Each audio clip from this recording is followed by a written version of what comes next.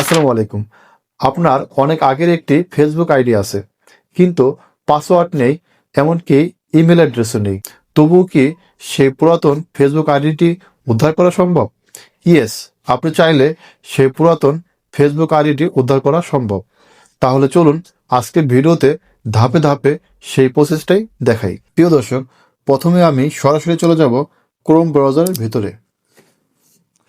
উপরে সার্চ বারে m.facebook.com লিখে সার্চ দেব। সার্চ দেওয়ার ফলে আমাদের সামনে এরকম একটা ইন্টারফেস চলে আসবে। তো একদম উপরের দিকে ডান দিকে দেখতেছেন 3 ডট রয়েছে, আমি এই 3 ডটে ক্লিক করব।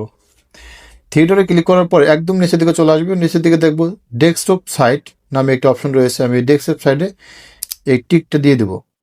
দেওয়ার ফলে আমার যে পেজটি এটা সম্পূর্ণ ডেস্কটপ সাইটে চলে গেছে। হ্যাঁ, তো এখন একটু নিচের দিকে দেখব Facebook log in or sign up.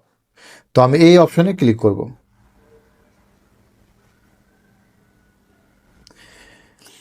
এই অপশনে ক্লিক করার পরে আমাদের সামনে এরকম একটা ইন্টারফেস চলে আসবে। তো একটু নিচের দিকে দেখব log in to another account. আমি লগ ইন টু অ্যানাদার অ্যাকাউন্টে ক্লিক করব। ক্লিক করার ফলে আমাদের সামনে এরকম একটা ইন্টারফেস চলে আসবে। তো একটু নিচের দিকে দেখব ফরগেট পাসওয়ার্ড। আমি এই ফরগেট পাসওয়ার্ড এই অপশনে ক্লিক করব। তো একটু নিচের দিকে দেখতেছেন সার্চ বাই ইমেল ইনস্ট্যান্ট। যেহেতু আমরা ইমেল অ্যাড্রেসটি ভুলে গেছি, সেজন্য উপর দিকে দেখতেছেন যে মোবাইল নাম্বার।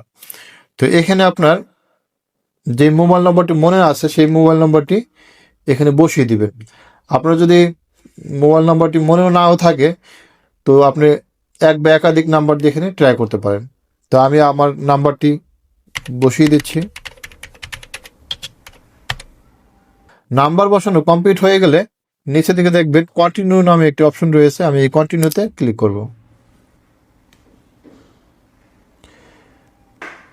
তো আপনারা দেখতেছেন যে এখানে আমার যে পুরাতন আইডিটি সেই আইডিটি এখানে চলে এসেছে। তো আমি এই সাকিব আহমেদ এই অপশনে ক্লিক করব।